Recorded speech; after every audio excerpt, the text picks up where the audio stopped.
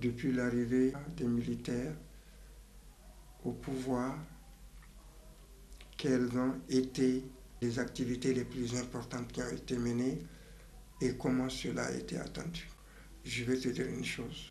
Moi, j'ai vu tous les régimes et je l'ai toujours dit. Depuis 60, j'étais gosse pour le régime de Diori, adolescent j'allais dire, mais de Kounché à maintenant, j'ai suivi toutes les actions. Je dis bien et je place mes mots. J'ai rarement vu un coup d'État militaire, parce que moi je n'appelle pas ça coup d'État militaire, ou une intervention de ce genre a suscité l'engouement de la communauté. Je n'ai jamais vu. Où les gens ont adhéré spontanément à cette action. Je n'ai jamais vu. Alors, ce qui dénote une prise de conscience. Parce que l'être humain, il a besoin d'une certaine liberté. De parler. Aujourd'hui, on peut parler. De dire ce qu'on pense. Aujourd'hui, on dit ce qu'on pense. De vaquer à nos occupations. On le fait. Ça, c'est sur le plan purement social. Et regardez ce qui s'est passé. En un an, ce qui a été entrepris. Ils ont laissé les gens, ils ont écouté les gens. Le CNSP a écouté les gens. Et le plus important, c'est qu'ils ont tenu compte de ce que les gens ont manifesté, de ce que les gens ont dit. Je commencerai par la réduction du prix de l'essence à la pompe. Ça, c'est du jamais vu. Réduire l'essence, pays producteur, comment nous le payons? Comment on souffre? Et comment ça a fait l'unanimité? Regardez les frais médicaux. Moi, je suis de ce corps-là. Je sais comment les gens souffrent à la santé pour aller pour les prestations de soins. On te demande de tout. Quand tu n'as pas les moyens, mais tu n'as pas la santé. Aujourd'hui, ça a été réduit à 50%. Ça également, je ne l'ai pas vu. Même ailleurs. Parce que j'ai voyagé, j'ai vu ce qui se passe. Regardez. On voit nettement que le Niger émerge. Les irrigations. Amener les gens à comprendre. La construction des logements sociaux pour presque la totalité. L'aide à la population, à ces veuves des militaires tombés sur le champ de bataille. Tout ça pour vous dire, beaucoup de choses ont été entreprises. Beaucoup. Les réunions, les débats, le Niger qui commence à émerger malgré ce qu'on nous a fait comme embargo. Malgré cela, les Nigériens ont été résilients. Nous l'avons attendu, cet embargo-là. Nous avons demandé à Allah subhanahu wa ta'ala de nous aider par rapport à ça. Et c'est là où je tiens à dire, à remercier les oulémas. Ce n'est pas les remercier, en fait, c'est leur boulot. Aujourd'hui, les oulémas ont fait un travail exceptionnel qui est les invocations, les kunuts, les prières qu'ils sont en train de faire pour abattre tous ceux qui sont contre nous. Moi, j'ai toujours dit, il faut qu'on fasse très attention. La communauté, elle est toujours avec les gens qui travaillent. Aujourd'hui, il y a ceux qui nous ont gouvernés, qui sont partis. Ce sont des Nigériens. Ils ont travaillé, ils ont fait des erreurs, mais ils ont travaillé également. Mais ça n'a pas été suffisant. Parce que le peuple, c'est lui qui juge. C'est le peuple qui juge et a dit que ça ne va pas. Par rapport à tout ce qu'ils font, par rapport aux actions qui sont en train d'entreprendre. L'ancien régime, par contre, ces gens sont venus, ils ont changé la donne. Ce n'est pas le militaire qui est venu, poum, avec sa façon de faire, sa brutalité. Non, il a mis d'abord qui? La communauté. Il a écouté, regardé la société civile aujourd'hui. le travail abattu par la société civile, le rendez-vous du rond-point de l'escadrille, le fait d'avoir chassé les militaires français. Parce que, je dis, il faut qu'on fasse très attention. Nous avons dit aux militaires français de partir. On n'a pas besoin de l'armée française. Mais les gens confondent. Les Français, c'est des gens quand même extrêmement aimables. N'avons rien à voir avec le... On dit, on ne veut pas de la présence des militaires français sur notre territoire. Ils sont venus censés nous arrêter le terrorisme. Mais par contre, on s'est rendu compte qu'il s'est aggravé. Non, pas toute la race française en amont. Pas toute, hein? La race française en amont. Non, non. L'armée française doit partir. Les Français, ils restent avec nous. Mais tout en faisant attention. Même eux, c'est de travailler, c'est de discuter d'égal à égal. Aujourd'hui, le Niger est devenu un pays qu'on ne peut pas menotter, qu'on ne peut pas lui dire de faire. Non, nous nous imposons. Aujourd'hui, allez-y voir comment les gens construisent, ceux qui ont les petits moyens. Ce n'est pas un fait réel. Par rapport à votre question sur l'alimentation, ils ont parlé de l'alimentation. Nous avons dit à un certain moment, les commerçants veulent nous faire aussi un autre embargo. Ah oui, parce qu'il faut qu'on sache ce qu'ils veulent. Le gouvernement dit ceci, ils disent cela. Ils doivent participer.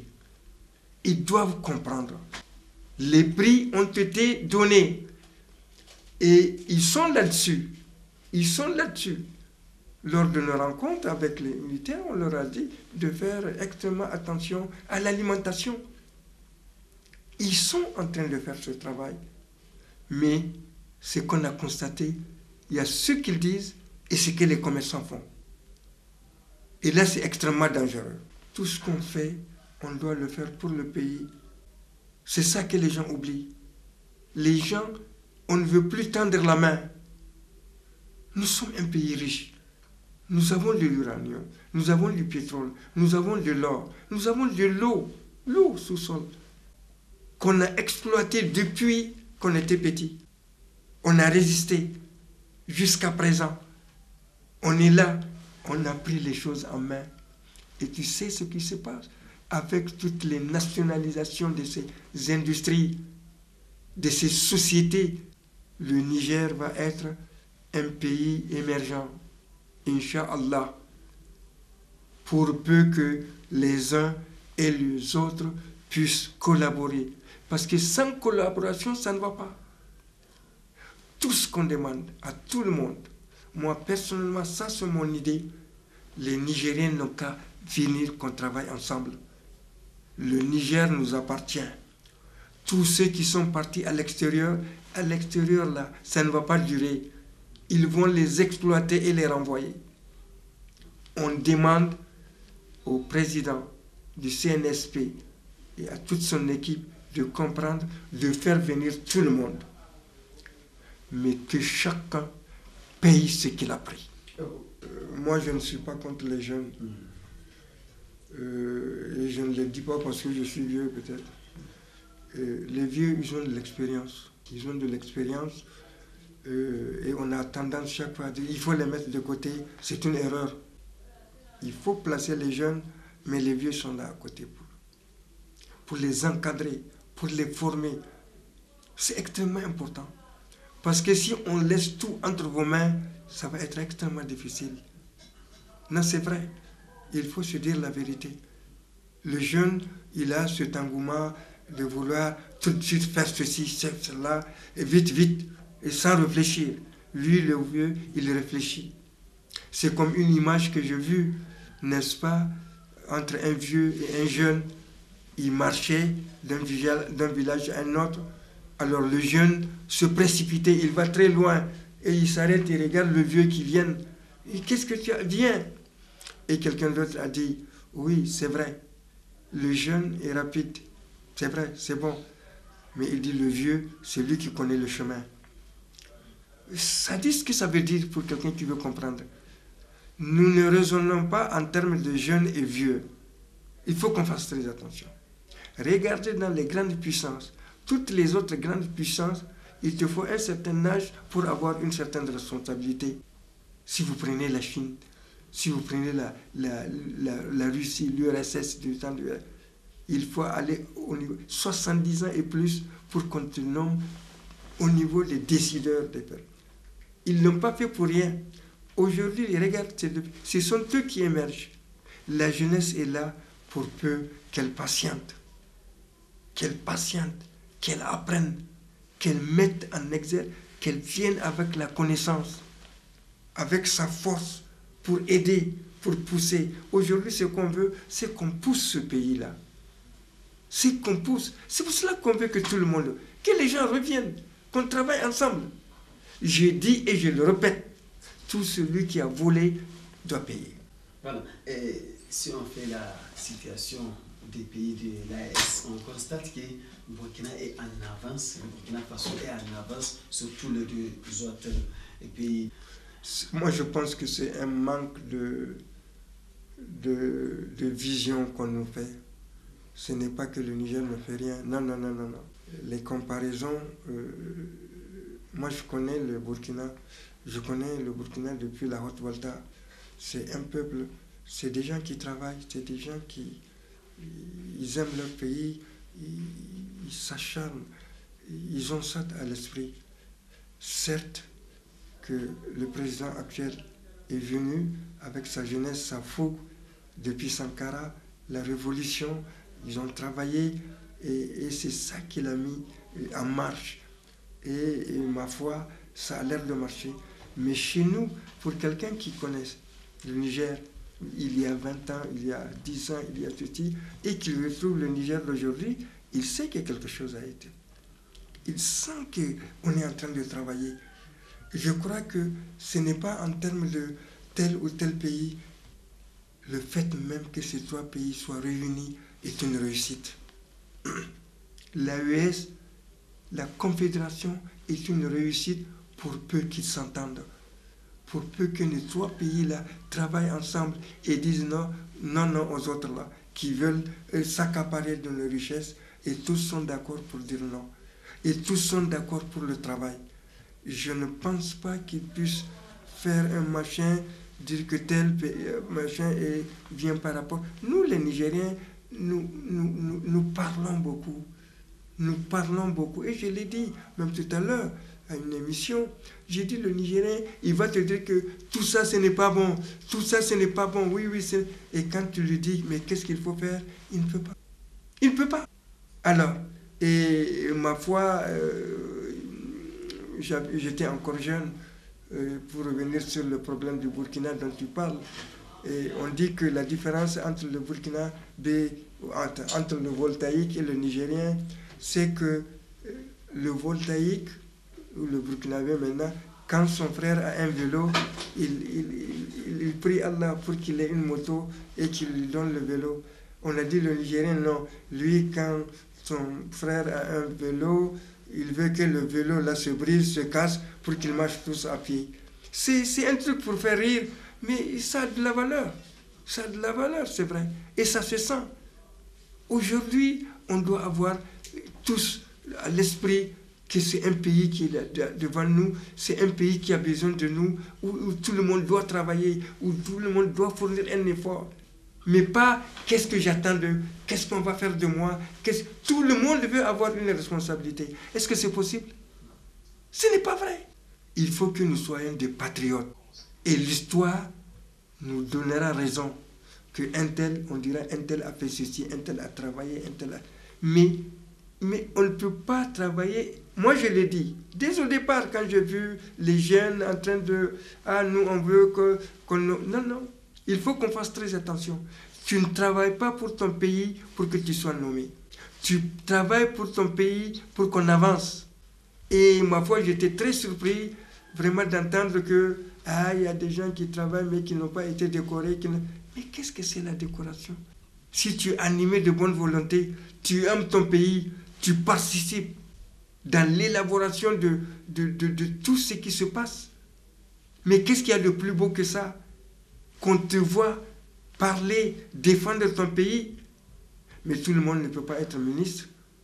Tout le monde ne peut pas être président, directeur général de quelque chose. Non, c'est vrai. C'est vrai, a priori, ça fait peut-être, quand vous voyez d'autres qui n'ont pas tellement travaillé, qui ne sont pas battus.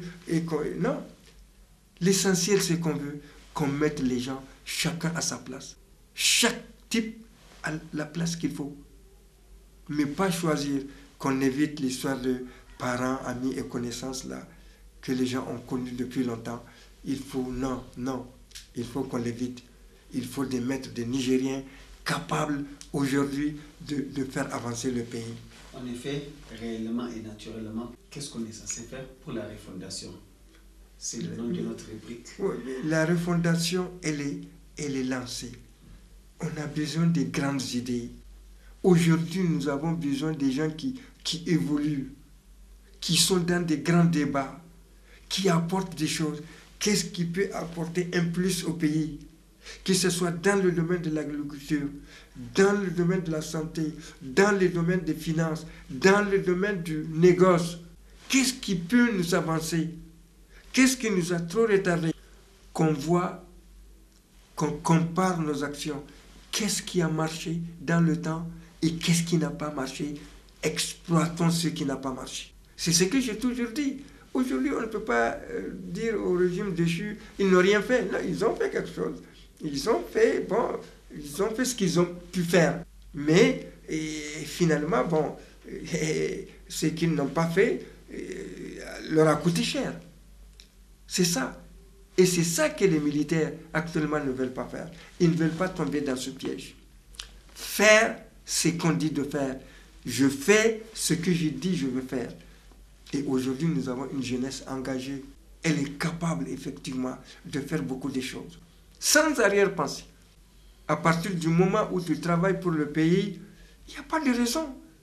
Il n'y a pas de raison que Aujourd'hui, j'ai toujours dit aux gens, un autre Niger est possible. On va parler de ce pays-là, Inch'Allah. Pour peu que nous-mêmes, nous soyons conscients. Franchement. Parce que il faut qu'il y ait moins de... Non, on ne va pas se mettre toujours au dehors sur des bancs en train de causer anche. Non. Qu'est-ce que tu apportes dans la refondation? Quelle est ta part de responsabilité? C'est ça. On voit des choses qui se passent, mais intervenez. Surtout que le CNSP a ouvert grandement les portes. Surtout pour vous accorder l'opportunité de vous... Tout le monde peut les approcher. De donner vos idées. Tout le monde peut les voir. Tout le monde peut leur parler. Vous pensez que ce n'est pas une chance de parler à des dirigeants, de leur dire, notre rencontre avec eux, nous avons dit ce qu'on pense. Oui, je dis au CNSP de se méfier des faux types. Des gens qui vont venir, en dessous, non, qu'ils se méfient. 1. 2. Il faut qu'ils restent unis. Il faut qu'ils restent unis. Parce qu'un mur qui est fissuré, c'est un mur qui va tomber. Il faut qu'ils empêchent la fissure. 3. Il faut qu'ils nous écoutent. Il faut qu'ils écoutent les gens. Il faut qu'ils écoutent la population pour voir comment nous allons avancer ensemble. Sans ça, le problème va être extrêmement difficile et demain ne serait certainement pas demain la veille, comme on dit. Il faut qu'on fasse très attention. Et là, je termine, je pense, continuer les invocations. Nous n'allons pas arrêter. Nous avons dit aux oulémas de continuer les invocations. Parce que lui, l'ennemi, il est toujours là.